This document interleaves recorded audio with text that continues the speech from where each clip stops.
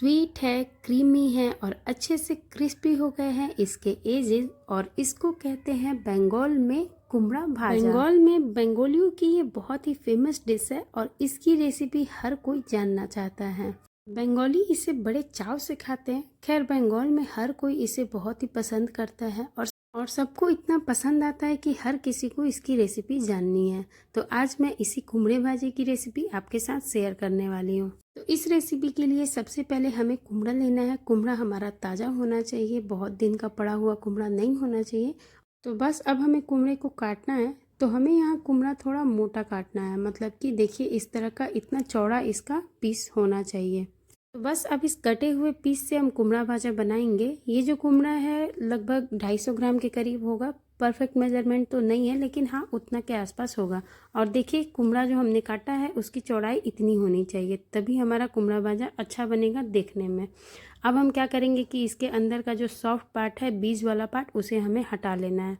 तो इस बीज को अब साइड कर देते हैं, इसका हमें यूज नहीं करना है इसमें। और इसके बाद हम इस कुमड़े को काटेंगे बीज से, क्योंकि हमें छीलने में दिक्कत होगी इसे।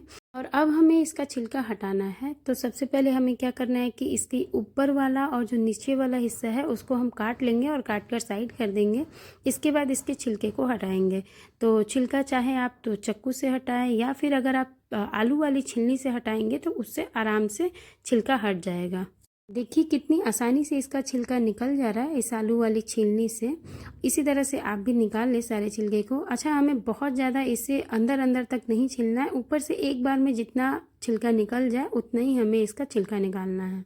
देखिए अब मैं यहाँ दोनों कुमड़े को छील ली हूँ और छीलने के बाद अब हमें इसे काटना है। तो काटते वक्त हमें ध्यान देना है कि कुमड़ा बहुत ज़्यादा पतला नहीं होना चाहिए। इसकी जो स्लाइस होगी वो थोड़ी सी मोटी मोटी होगी, बहुत ज़्यादा पतली भी नहीं होनी चाहिए और बहुत मोटी भी नहीं होनी चाहिए।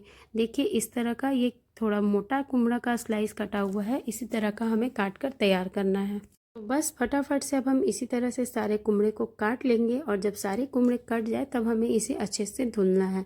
अब एक बाउल में पानी लेंगे और उसके बाद इस सारे कटे हुए कुमड़े के स्लाइस को हम इसमें डाल देंगे। उसके बाद इसे धुल लेंगे अच्छे से रगड़ते हुए, और फिर इसका सारा पानी निकाल कर हम एक दूसरे प्लेट में इस कुमड़े को रख लेंगे। अब फटाफट से गैस पर कढ़ाई रखेंगे और कढ़ाई रखते के साथ ही हमें इस सारे कुमड़े के स्लाइस को इसमें एक एक करके डाल देना है इस तरह से। मतलब कि कढ़ाई गर्म नहीं होना चाहिए, वरना अगर कढ़ाई गर्म हुआ तो कुमड़ा डालते ही नीचे से चिपकने लगेगा। अब हम सारे कुमड़े को डालने के बाद इसके ऊपर नमक डालेंगे, थोड़ी सी चीनी डालेंगे और उसके बाद लाल मिर्ची पाउडर डालकर आधा ग्लास के करीब हम इसमें पानी डाल देंगे। और फिर इसे ढककर लो फ्लेम पर ही हमें इसे 2 से 3 मिनट तक पकाना है। अब प्लेट हटाएंगे और हमें ये देखना है, ये ध्यान देना है कि कुमड़ा पूरी तरीके से पकना नहीं चाहिए। मतलब कि 40 से 45% के आसपास कुमड़ा पक जाए, बस उतना ही हमें इसे पकाना है। तो 2 मिनट के अंदर ही कुमड़ा अच्छे से पक गया है। तो अब फटाफट से फ्लेम को ऑफ करेंगे और कुमड़े को बाहर निकाल देंगे कढ़ाई से। कढ़ाई में नहीं छोड़ेंगे, वरना ये आगे और इसकी कुकिंग होती रहेगी। तो कढ़ाई से निकालने के बाद अब हम क्या करेंगे कि दोबारा गैस ऑन करेंगे, गैस पर तवा रखेंगे और तवे पर हम सरसों का तेल डालेंगे। तेल हमें 4 से 5 चम्मच के करीब डालना है। मतलब कि इस रेसिपी में सरसों का तेल थोड़ा ज़्यादा यूज होता है। और उसके बाद जब तेल अच्छे से गर्म हो जाए, फिर हम एक एक कुमड़े के स्लाइस को उठाएंगे और इस तरह से पूरे तवे पर फैला देंगे। अब हमें मीडियम फ्लेम पर इसे तब तक एक साइड तक पकाते रहना है जब तक कि ये नीचे से अच्छे से क्रिस्पी ना हो जाए।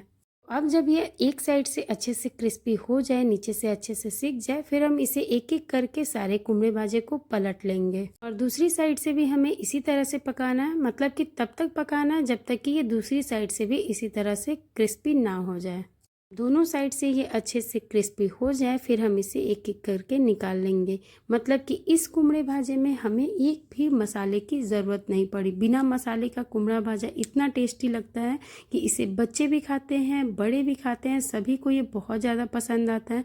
बच्चे तो आपसे मांग मांग कर खाएंगे और सबको घर में इतना ज़्यादा पसंद आने वाला है कि आपके लिए शायद ये बचे भी ना। इसी तरह से हमें बारी बारी से सारे कुमड़े को पका लेना है और उसके बाद अब हम इसे सर्व करेंगे। आप चाहें तो इसे चावल के साथ खाएं, रोटी के साथ खाएं, पराठे के साथ खाएं, या इस तरह भी अगर आप चाहें तो खा सकते हैं। ये इस तरह भी बहुत अच्छा लगता है। बंगाल में इसे बहुत से लोग कैरामलाइज कुमड़ा भाजा भी कहते हैं। ये बहुत टेस्टी लगता है खाने में। आपसे मैं कहूँगी कि एक बार इस रेसिपी को आप भी ज़रूर ट्राई करिएगा। और अगर अब आपको मेरी ये रेसिपी अच्छी लगी हो तो प्लीज़ वीडियो को लाइक करिएगा, चैनल को सब्सक्राइब करिएगा। मिलती हूँ अगली वीडियो में, तब तक के लिए जय श्री राम।